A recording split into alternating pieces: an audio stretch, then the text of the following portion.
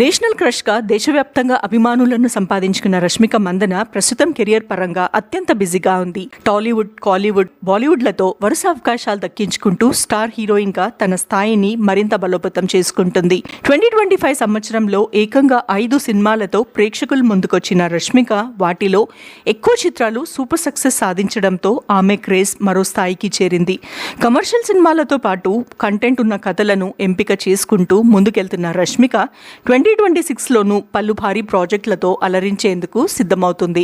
ఇప్పటికే కొన్ని చిత్రాలు షూటింగ్ దశలో ఉండగా మరికొన్ని సినిమాలకు కమిట్ అవుతూ ఆమె మరింత స్పీడ్ పెంచుతుంది. ఇలాంటి సందర్భంలో రష్మికకు సంబంధించిన ఓ ఆసక్తికరమైన వార్త సోషల్ మీడియాలో వైరల్ గా మారింది. దర్శకుడు వెంకీ కుడుమల దర్శకత్వంలో ఆమె మరో సినిమా చేయబోతున్నారనే టాక్ హాట్ టాపిక్ గా మారింది. గతంలో వీరిద్దరు కలయికతో వచ్చిన భీష్మ సినిమా బ్లాక్ బాస్టర్ గా నిలవడంతో ఈ కాంబినేషన్ పై ప్రేక్షకుల్లో మంచి నమ్మకం ఉంది. తాజా ప్రచారం ప్రకారం వెంకీ కుడుమల తెరకెక్కించబోయే ఈ కొత్త సినిమా ఓ బయోపిక్ కావడం విశేషం. ఇది టాలీవుడ్ కి చెందిన ఓ దివంగత నటి జీవిత కథ ఆధారంగా ఉంటుందనే వార్తలు అభిమానుల్లో ఆసక్తితో పాటు ఆశ్చర్యాన్ని కూడా కలిగిస్తున్నాయి.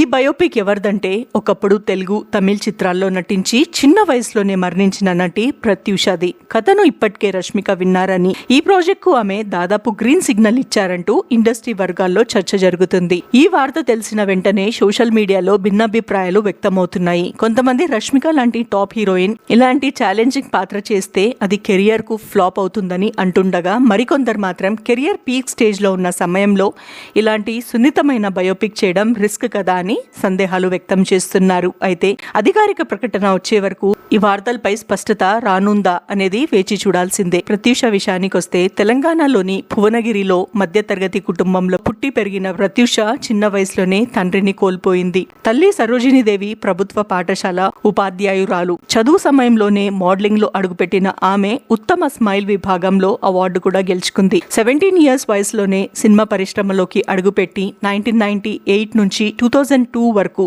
తెలుగు, తమిళ భాషల్లో నటిగా గుర్తింపు తెచ్చుకుంది. తెలుగులో రాముడు, శ్రీరాములయ్య, సముద్రం, కలుసుకోవాలని వంటి చిత్రాల్లో గుర్తింపు పాత్రల్లో చేసింది. టీవీ సీరియల్స్ లో కూడా కనిపించింది. 2002 ఫిబ్రవరి 22న ప్రత్యూష అకాల మరణం సినీ పరిశ్రమను తీవ్ర విషాదంలో ముంచింది. ఆమె మరణం అప్పట్లో దేశవ్యాప్తంగా సంచలనంగా మారింది. కేవలం 20 ఏళ్ల వయసులోనే ఈ లోకాన్ని విడిచిపెట్టిన ప్రత్యూష జీవితం ఇప్పటికీ చాలా మందిని కలిచివేస్తుంది. అలాంటి జీవిత కథను తెరపై ఆవిష్కరించే ప్రయత్నం జరిగితే అది భావోద్వేగంతో కూడిన ప్రాజెక్ట్ అవుతుందనడంలో సందేహం లేదు. ఈ బయోపిక్ నిజమైతే రష్మిక కెరియర్ లో అది ఒక సాహసమైన, భిన్నమైన అడుగుగా నిలిచే అవకాశం ఉందని ఇండస్ట్రీ వర్గాలు అభిప్రాయపడుతున్నారు.